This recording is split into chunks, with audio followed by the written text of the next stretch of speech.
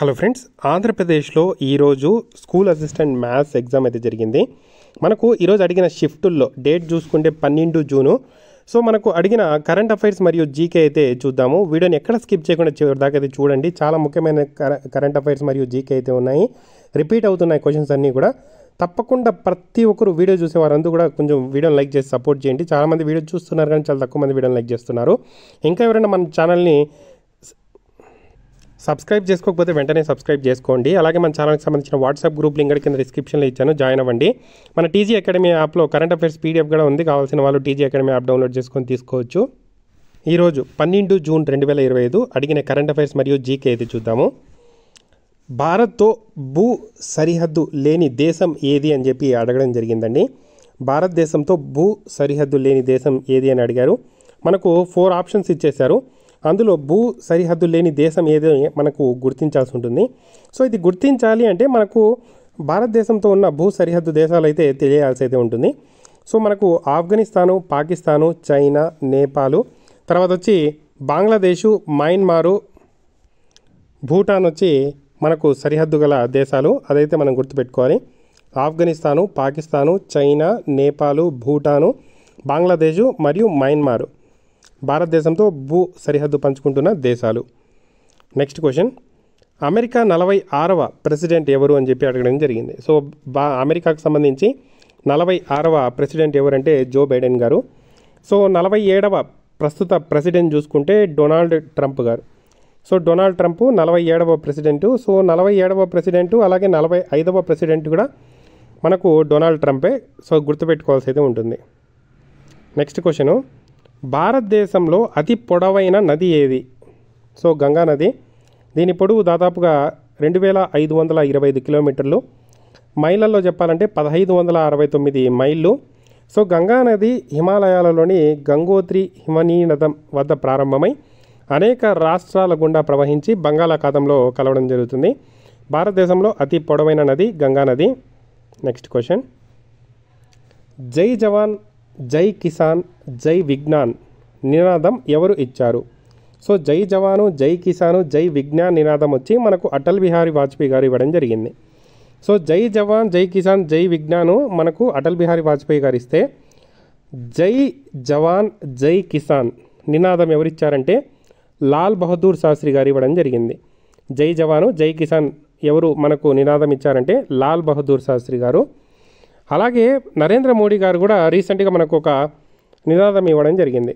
So అది continuation చూసుకుంటే జై జవాన్, జై కిసాన్, జై విజ్ఞాన్ వరకు మనకు అటల్ బిహారీ వాజ్పేయి గారు ఇస్తే, జై జవాన్, జై కిసాన్, జై విజ్ఞాన్, జై అనుసంధాన్ న్యూ ఇండియా అనే నినాదం నరేంద్ర మోడీ గారు అయితే ఇవ్వడం జరిగింది.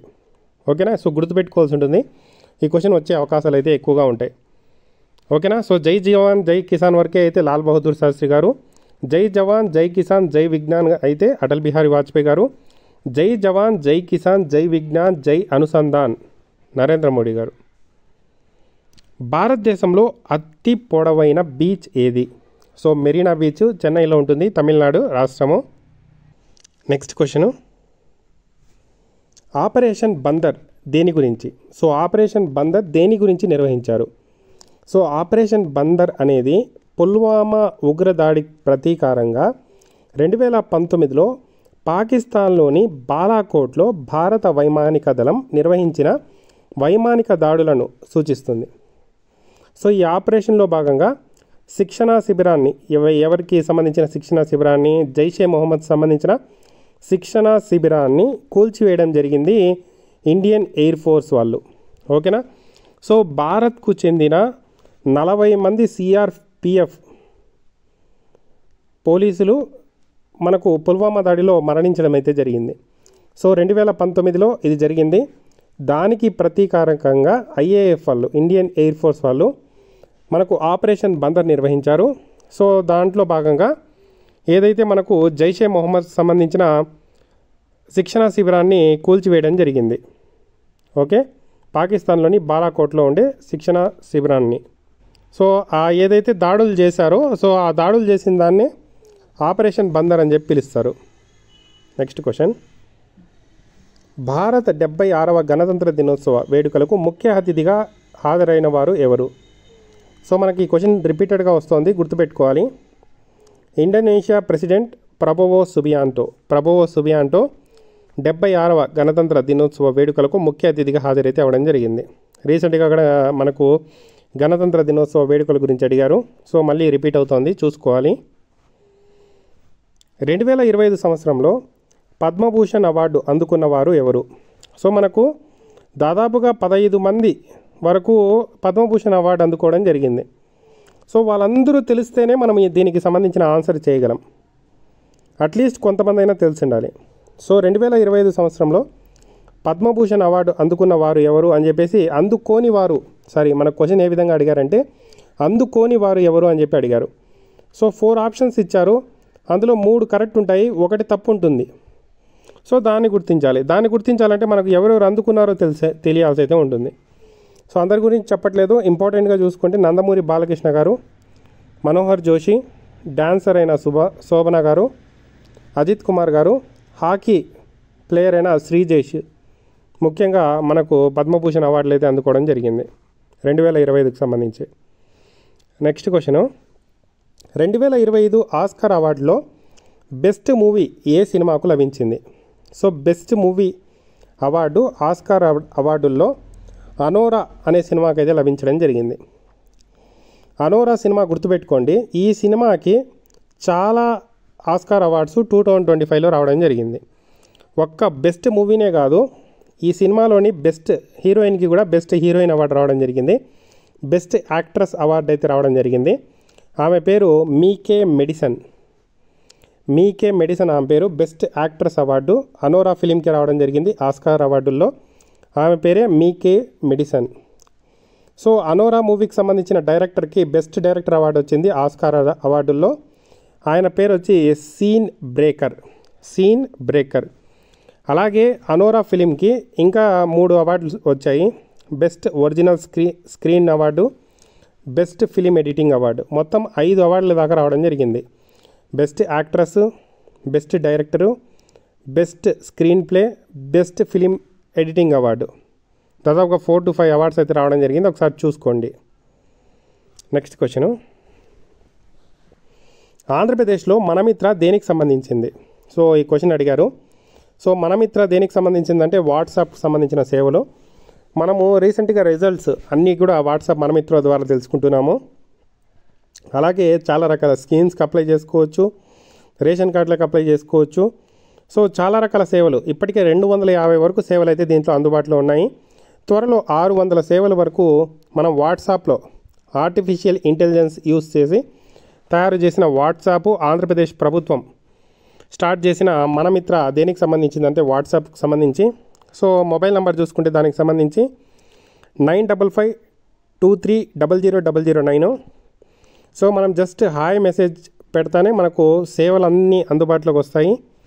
ఆ సేవలు ఎంచుకొని మనము బిల్లులు చెల్లించవచ్చు, స్కీమ్స్ అప్లై చేసుకోవచ్చు, హాల్ టికెట్స్ డౌన్లోడ్ చేసుకోవచ్చు. మనకు రీసెంట్గా డిఎస్సికి సంబంధించిన హాల్ టికెట్స్ కూడా వాట్సాప్ మన మిత్రులలో అందుబాటులోకి వచ్చాయి. అలాగే results, AP 10th results, inter results, మనకు డిఎస్సి రిజల్ట్స్ కూడా వాట్సాప్ మన మిత్రలో పెట్టడం జరుగుతుంది. సో ఇవన్నీ ఉంటాయి దాంట్లో. ఓకే, నెక్స్ట్ క్వశ్చన్, బాబా అటామిక్ రీసెర్చ్ సెంటర్ ఎప్పుడు స్థాపించారు? 3 జనవరి 1954లో స్థాపించడం జరిగింది. నెక్స్ట్ క్వశ్చన్, విద్యాంజలి పథకం సంబంధించి. సో విద్యాంజలి పథకం సంబంధించి అడిగారు. సో భారత విద్యా మంత్రిత్వ శాఖ చేపట్టిన ఈ విద్యాంజలి పథకం ద్వారా ప్రభుత్వ మరియు ప్రభుత్వ సహాయక పాఠశాలలకు కమ్యూనిటీ మరియు ప్రైవేట్ రంగ ప్రమేయం ద్వారా బలోపేతం చేయడమే లక్ష్యంగా పెట్టుకోవడం జరిగింది. ఇందులో భాగంగా ఎవరైనా సరే ఎన్జిఓ సంఘాలు కానీ ఎవరైనా డొనేషన్స్ ఇచ్చేవాళ్ళు కానీ డైరెక్ట్గా వచ్చి ఈ ప్రభుత్వ పాఠశాలలు అలాగే ప్రభుత్వ సహాయక పాఠశాలలకు ఏదైనా సరే డొనేట్ చేయొచ్చు. అలాగే వాళ్ళకి సంబంధించిన ఏదైనా నాలెడ్జ్ని షేర్ చేసుకోవచ్చు. యోగా కానీ స్పోర్ట్స్ కానీ వాటిల్లో కోచింగ్ ఇవ్వచ్చు. సో ఇలాంటి పథకమే విద్యాంజలి పథకము భారత విద్యా మంత్రిత్వ శాఖ వాళ్ళు స్టార్ట్ చేయడం జరిగింది. నెక్స్ట్ క్వశ్చన్, ఆర్యభట్ట శాటిలైట్ ప్రారంభించిన తేదీ. సో మనకు డేట్ అడిగారు. 1975 ఏప్రిల్ 19న దీన్ని ప్రయోగించడం జరిగింది. 1975లో భారతదేశం నిర్మించిన మన స్వదేశంగా నిర్మించిన మొట్టమొదటి ఉపగ్రహం. సో మన భారతదేశ సాంకేతికతతో నిర్మించిన మొట్టమొదటి శాటిలైట్ ఏది అంటే ఆర్యభట్ట. 1975లో ఏప్రిల్ 19న సోవియట్ యూనియన్లోని కపుస్టిన్ యార్ ప్రయోగ కేంద్రం ద్వారా యుఎస్ఎస్ఆర్ సహాయంతో దీన్ని ప్రయోగించారు. ఓకే, నెక్స్ట్ చూసుకుంటే మనకు ఉద్యమాల గురించి ఇచ్చారు, వాటికి సంబంధించిన ఇయర్స్ గురించి ఇచ్చారు. మ్యాచ్ ద ఫాలోయింగ్ అయితే చేయాల్సి అయితే ఉంటుంది. సో అందులో భాగంగా క్విట్ ఇండియా ఉద్యమం ఇచ్చారు 8 ఆగస్టు 1942. చిప్కో ఉద్యమం గురించి అడిగారు 1973. నెక్స్ట్ చూసుకుంటే మనకు RT 2009 గురించి అడిగారంట. NCF 2005 గురించి ప్రశ్నలు అడిగారంట, చూసుకోండి. సో ఇది ఈరోజు కొన్ని కరెంట్ అఫైర్స్. ఇంకా ఎవరైనా కరెంట్ అఫైర్స్ తెలిస్తే కామెంట్ చేయండి. తప్పకుండా వీడియోని అయితే లైక్ చేసి షేర్ చేయండి. మన వాట్సాప్ గ్రూప్లో జాయిన్ అవ్వండి. టీజీ అకాడమీ యాప్లో మీకు కరెంట్ అఫైర్స్ కావాలంటే ఉన్నాయి, తీసుకోవచ్చు. Thank you for watching.